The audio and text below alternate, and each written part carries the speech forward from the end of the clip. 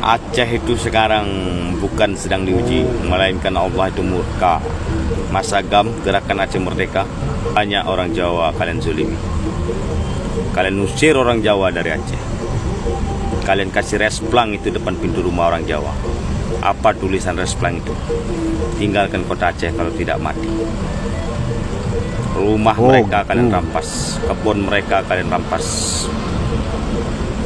lembu mereka kalian kuasai, ataupun harta yang lain kalian kuasai.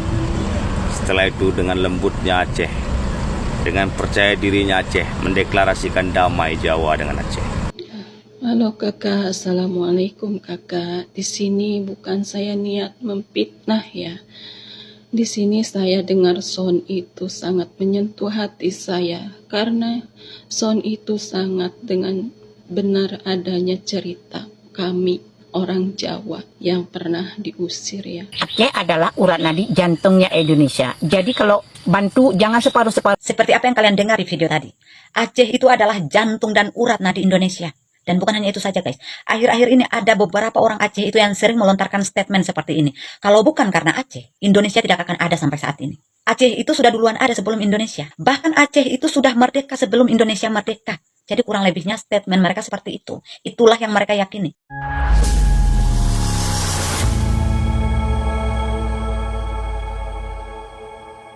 Assalamualaikum warahmatullahi wabarakatuh, saudara-saudaraku sebangsa dan setanah air.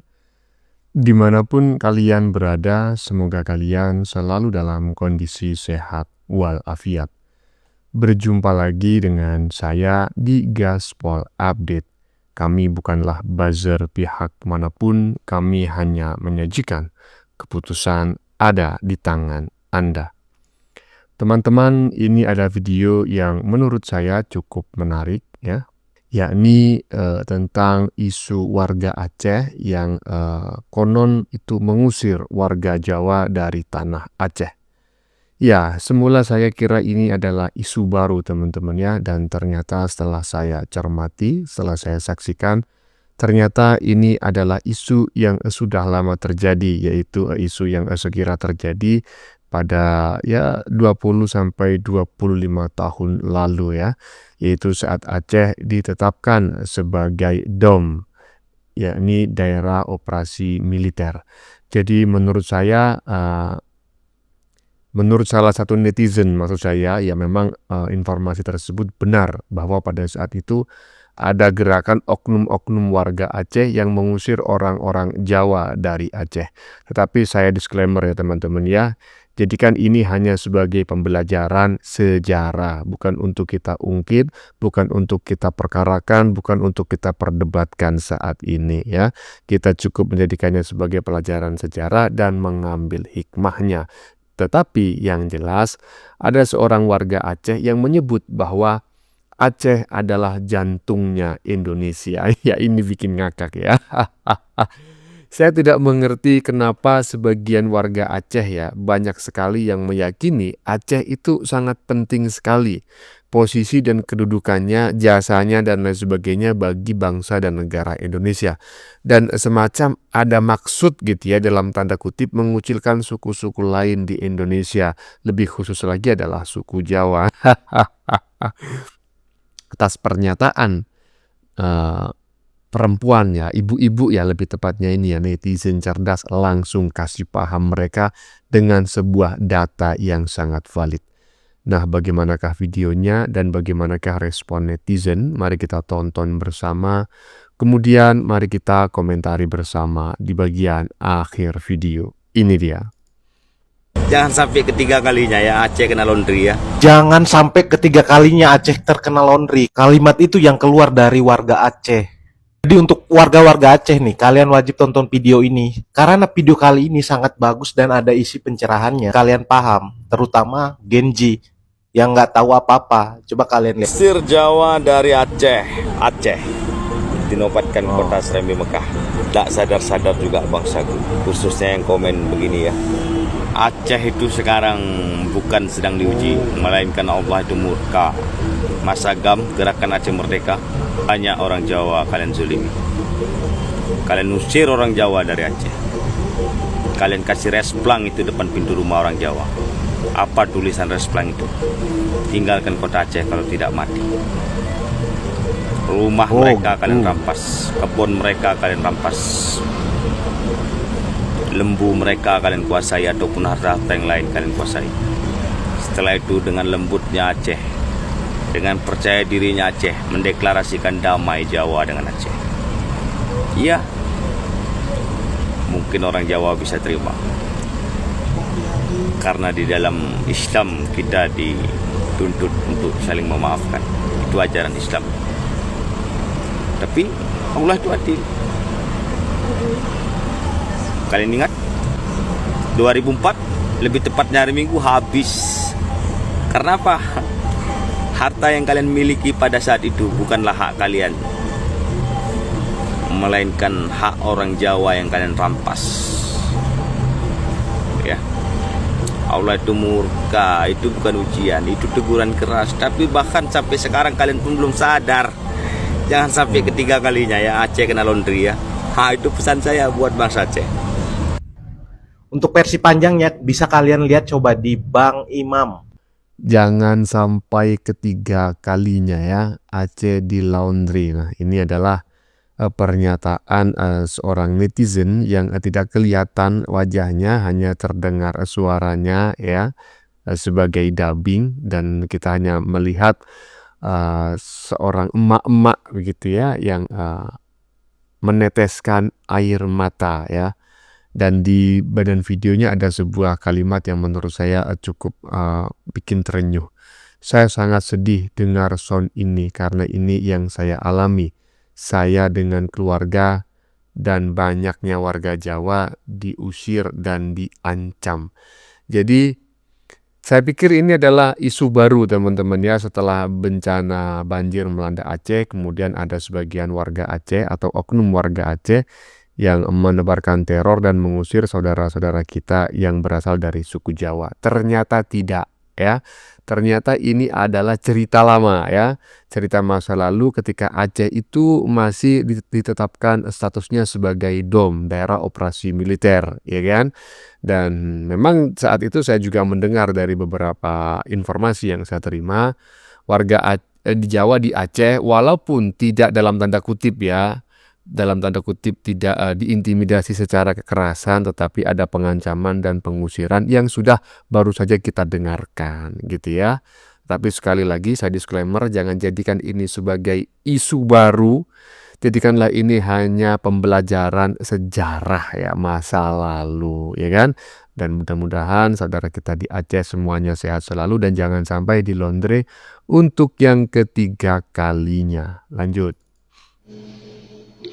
Halo kakak, assalamualaikum kakak. Di sini bukan saya niat memfitnah ya. Di sini saya dengar sound itu sangat menyentuh hati saya karena sound itu sangat dengan benar adanya cerita kami orang Jawa yang pernah diusir ya. Saya tidak mengatakan semua orang Aceh ya. Itu hanya oknum ya. Sebagian yang pernah memperlakukan kami ini manusia, kami ini pergi ke Aceh dengan seizin pemerintahan, kami di sana ya, kami nggak numpang hidup, kami cari makan sendiri, tapi setelah kami punya segalanya di sana, kami diusir, diperlakukan seperti binatang. Maaf ya kakak ya, bukan saya memfitnah orang Aceh, tapi sebagian oknum. Makasih. Ini kayaknya yang tadi teman-teman ya, yang pada video pertama yang menangis tadi ya. Kemudian pada video kedua ini memberikan klarifikasi gitu ya. Jangan fitnah saya orang Aceh. Banyak kali orang Jawa, banyak di Aceh. Ini saya tidak mengerti titik komanya ya, karena memang nggak ada titik koma. Tapi saya berharap teman-teman tetap bisa memahami apa yang saya sampaikan. Jangan fitnah saya orang Aceh, banyak kali orang Jawa, banyak di Aceh. Justru abang saya orang Jawa, kami hidup bertetangga dengan damai. Dan jika kalian bilang masalah konflik ya kan? Nah kemudian dijawab tuh sama netizen barusan bahwa dia hanya menangis karena mendengarkan sound ya atau dubbing seorang laki-laki yang menyatakan pengalamannya di masa lalu tentang insiden pengusiran ya suku Jawa dari wilayah Aceh, dan netizen barusan mengatakan saya hanya mengingat pengalaman masa lalu ya. Jadi bisa dikatakan secara tidak langsung netizen barusan membenarkan ya informasi yang disampaikan oleh seorang laki-laki tadi yang hanya terdengar suaranya, bahwa pada masa lalu memang terjadi insiden-insiden yang sudah disebutkan tadi.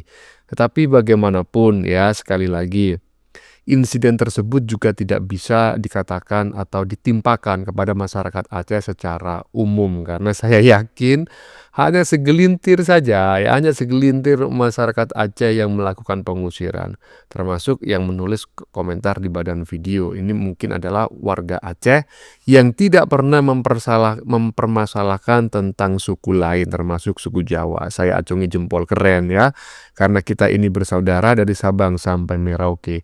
Kita harus bisa mengantisipasi, mewaspadai ya terkait provokasi pihak lain agar kita saling serang dan ya memisahkan diri. Jangan sampai itu terjadi ya. Nauzubillahi min dzalik. Lanjut. Aceh adalah urat nadi jantungnya Indonesia. Jadi kalau bantu jangan separuh-separuh. Seperti apa yang kalian dengar di video tadi, Aceh itu adalah jantung dan urat nadi Indonesia. Dan bukan hanya itu saja guys, akhir-akhir ini ada beberapa orang Aceh itu yang sering melontarkan statement seperti ini. Kalau bukan karena Aceh, Indonesia tidak akan ada sampai saat ini. Aceh itu sudah duluan ada sebelum Indonesia. Bahkan Aceh itu sudah merdeka sebelum Indonesia merdeka. Jadi kurang lebihnya statement mereka seperti itu. Itulah yang mereka yakini. Jadi bagaimana? Bagaimana pendapat kalian dan tanggapan kalian bisa ditinggalkan di kolom komentar. Kalau menurut saya pribadi, tidak ada salahnya masyarakat Aceh saat ini sangat yakin bahwa leluhur mereka itu memiliki peranan penting untuk negara ini. Karena seperti yang kita ketahui, pesawat pertama yang dimiliki Indonesia yang diberi nama RI-001 Seulawa itu bisa dibeli dari hasil sumbangan masyarakat Aceh yang dipimpin oleh Tengku Nyak Sandang pada zaman pemerintahan Soekarno. Begitupun dengan lidah api emas yang ada di puncak Monas. Jadi lidah api emas di puncak Monas itu beratnya 38 kg emas. Dan 28 kg itu diperoleh dari sumbangan salah satu saudagar kaya asal Aceh yang bernama Teuku Markam. Dia adalah mantan TNI yang beralih profesi menjadi pengusaha sukses di Aceh pada zaman pemerintahan Soekarno.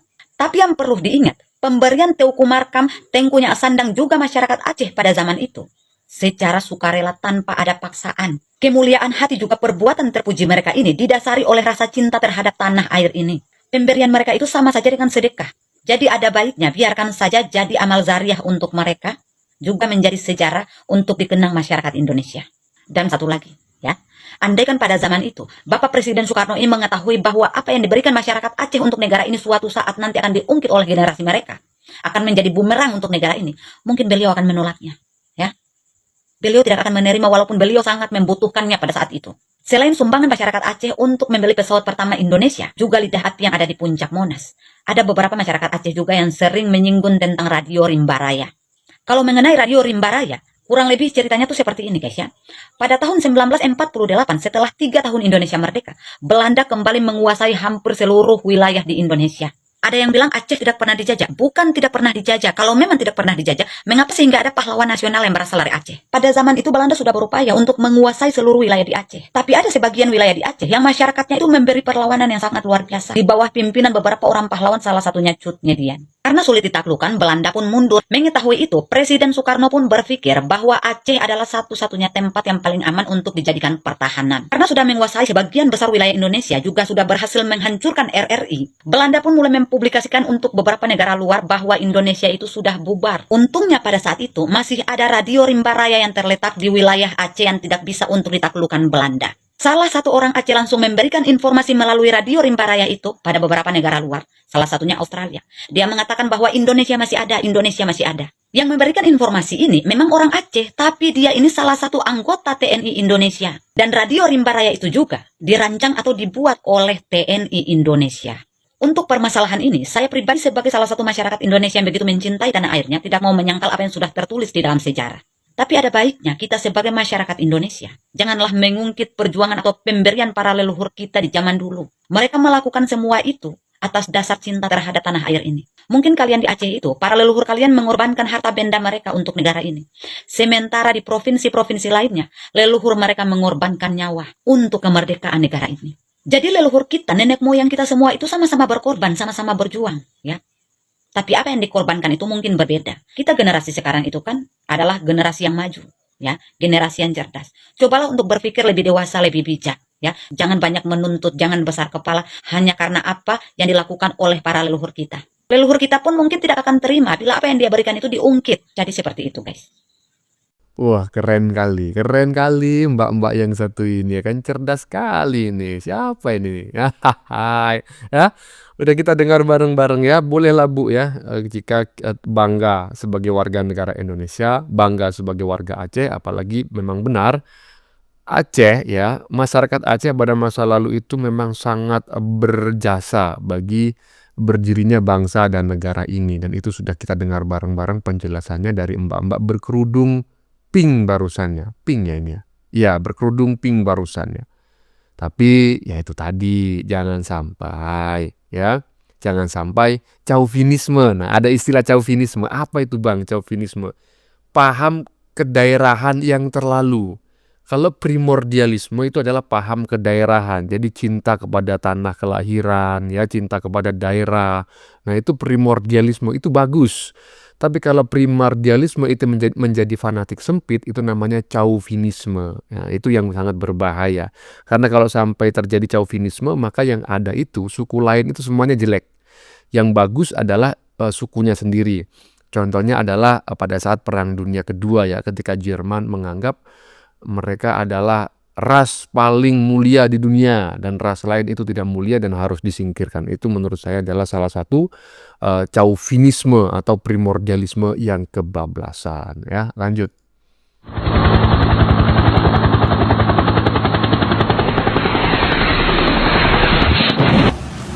Assalamualaikum warahmatullahi wabarakatuh.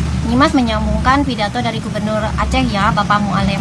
Kami sangat prihatin sekali ya bahwa tuntutan Bapak bersama keluarga besar Aceh untuk meminta 2 hektar tanah per orang bagi para pejuang-pejuang di Aceh di sana belum terrealisasi. Saya secara pribadi ya, atau kami juga bersama tim memohon kepada Bapak pemerintah, dan yang sebetulnya harus dilakukan adalah kembalikan seluruh tanah-tanah adat, tanah-tanah ulayat, tanah-tanah egendum yang sudah habis masa berlakunya, seharusnya sudah bisa kembali kepada adat dan digarap oleh para hak buruh dan petani yang memiliki hak garap atas tanah. Menurut Badan Pusat Statistik atau BPS dan Lembaga Pemerhati Lingkungan Hidup atau kawasan hutan yang berdasarkan fungsi konservasi dan hutan lindung serta hutan produksi di Aceh itu ada sekitar 3 juta hektar ya. Nah, ini kan tidak dikelola semua, apalagi sekarang kan perhutani sudah tidak ada dan semua di bawah Kementerian Lingkungan Hidup dan Kehutanan. Nah, ini kan bisa dibicarakan. Nah, sebagian harus dikembalikan kepada para buruh dan petani yang memiliki hak garap atas tanah.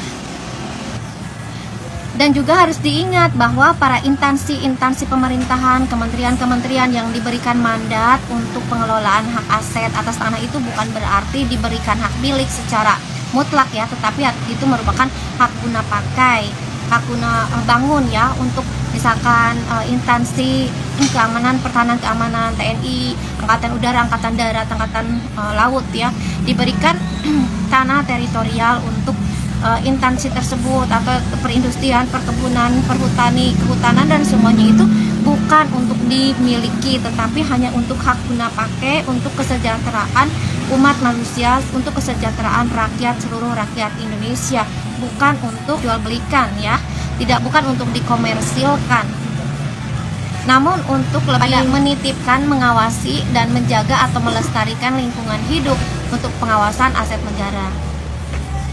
Bapak Ibu sekalian, Ladies and gentlemen, yang saya hormati dan saya cintai, with all respect to all of you, hari ini genap 20 tahun perdamaian Aceh. Saya sebagai status Panglima Komando Gerakan Aceh Merdeka, dan juga pada hari ini saya adalah Gubernur Aceh yang dipercayai oleh masyarakat.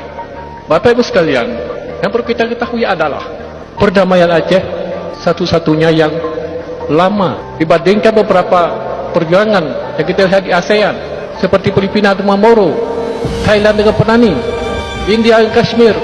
Itu kan di depan mata kita. Macam mana Israel dengan Palestina, hanya perdamaian beberapa bulan, beberapa tahun, akhirnya sirna, tidak dapat melajukan lagi perdamaian. Tapi pada saat ini Aceh adalah begitu ikhlas dalam perdamaian. Tapi kita harapkan pusat harus juga mengerti, karena pada saatnya pada perjanjian kita tidak menuntut lagi kemerdekaan. Itu janji tokoh-tokoh yang namun semuanya kita laksanakan, kita kasih kepada Aceh. Tapi pada saat ini intinya hanya 35% yang dapat rampung antara perjanjian pusat dengan Aceh. Tetapi pada dasarnya kami cukup ikhlas. Perjanjian kita di Helsinki, kami ada beberapa ribu mantan kombatan dan puluhan ribu yang sudah almarhum plus anak yatim piatu, dijanjikan oleh pusat untuk per personil 2 hektar. Tapi sampai saat sekarang ini yang mereka janjikan nihil sama. Perlu kita pahami dan waspadi bersama, dan kita tahu ya bahwa Aceh itu merupakan bagian dari Silk Road atau jalur sutra dunia ya. Jelas-jelas seluruh negara-negara di dunia dalam iklim perdagangan dunia ini merupakan kawasan yang sangat strategis dan pastinya diperebutkan oleh berbagai pihak ya.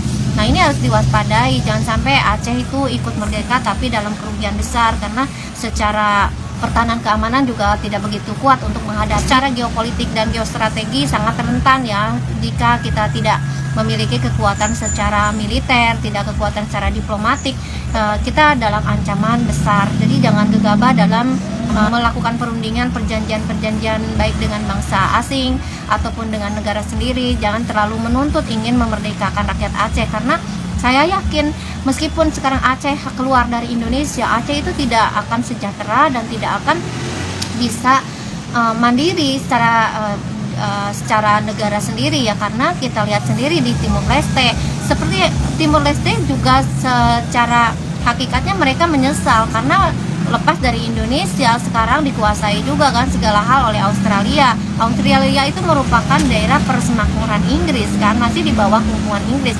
Begitupun dengan Singapura. Singapura itu tidak berdaulat secara penuh karena dalam intervensi bangsa asing yaitu Inggris. Begitu Malaysia dan Brunei Darussalam, Filipina, semua itu mereka belum merdeka. Mereka masih di dalam intervensi kebijakannya, peraturan perundang-undangan dan lain sebagainya, perusahaan-perusahaannya di dalam pengendalian Inggris. Itu yang harus kita ketahui. Jangan sampai Aceh pun seperti demikian, keluar dari mulut macan masuk ke mulut buaya, karena kita tidak tahu bagaimana geopolitik dan geostrategi nasional dan internasional.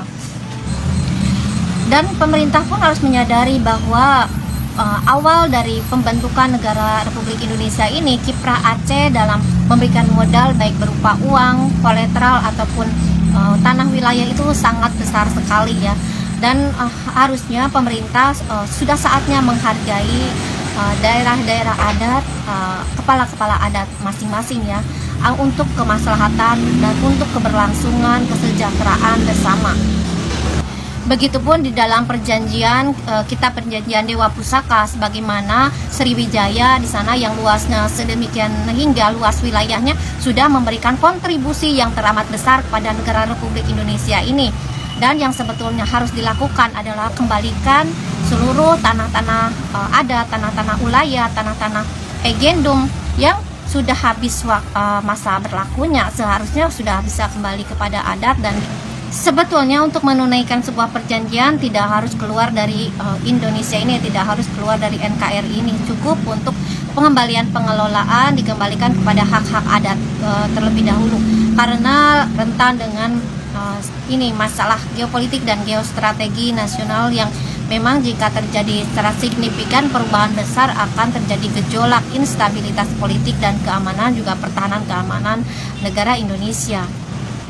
Dan untuk masing-masing kepala daerah, masing-masing kepala adat, masing-masing kerajaan juga harus saling memberikan kontribusi terhadap pemerintah melalui perjanjian baru atau perjanjian lama. Jadi semuanya diuntungkan, tidak saling dirugikan, karena negara juga harus ada pengelola atau pelaksana untuk pengelolaan negara ini, dan pemerintah Republik Indonesia adalah sebagai pelaksana pemerintahan. Sedangkan di dalam daerah sendiri adat dan kerajaan itu adalah sebagai owner teritorial.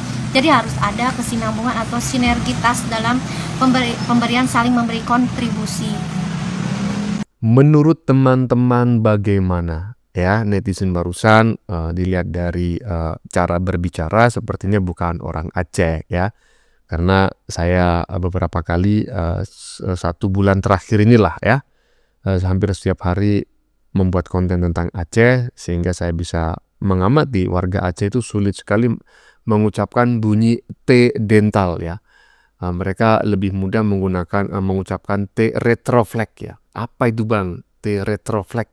T retroflex itu adalah T yang terbentuk ya, bunyi T yang terbentuk dari dengan apa ya, gimana ya ngomongnya ya. Pokoknya itu ujung lidah itu menempel ke langit-langit gigi, bukan ke akar gigi atas ya, bukan akar gigi atas. Nah, kalau akar gigi atas itu namanya T dental kalau saya menyebutnya seperti itu. Jadi mereka biasanya mengatakan T gitu. Nah, terkait komentarnya yang udah panjang lebar barusan ya, bahwa sebaiknya tanah Aceh dikembalikan kepada warga Aceh seperti yang diminta oleh sang gubernur. Nah, ini gimana menurut teman-teman nih? Kalau saya sih ya no comment lah ya, karena kita sudah sama-sama tahu Aceh itu mendapatkan otsus yang sangat besar. Apakah dengan membagikannya 2 hektar kepada mantan kombatan GAM itu akan mengubah Aceh dari wilayah atau daerah miskin menjadi daerah kaya, ataukah tidak akan mengubah apapun? Nah, itu saya tidak tahu ya. Coba teman-teman ikut komentar di kolom komentar. Bagaimana menurut kalian? Keputusan ada di tangan Anda. Silakan tulis di kolom komentar baik Anda yang setuju maupun yang tidak setuju dengan isi konten ini. Sebelumnya saya memohon maaf ya jika dalam penyajian konten ini ada kata-kata yang menyinggung, kurang tepat penggunaannya, atau ada data yang dianggap keliru atau salah. Saya memohon maaf yang sebesar-besarnya. Kita jumpa lagi di lain video. Salam NKRI.